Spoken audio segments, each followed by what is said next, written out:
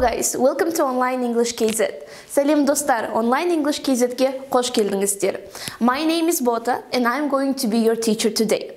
Бүгін біз сіздермен ағылшын тілінің алфавитін өтетін боламыз. Ағылшын алфавиті 26 әріптен тұрады. 20 дауыссыз және 6 дауысты. Осы әріптерді біз сіздермен бірге үйренейік. Менен кейін қайталаңыздар. A,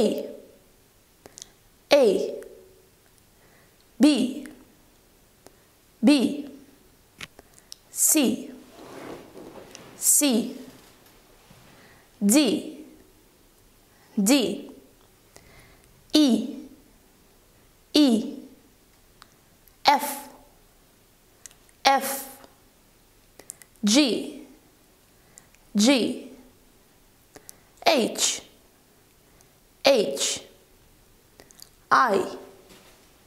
I, J, J, K, K, L, L, M, M, N, N, O, O, P, P, Q, Q, R, R, S, S, T, T, U, U, V, V, W, W, X, X, Y,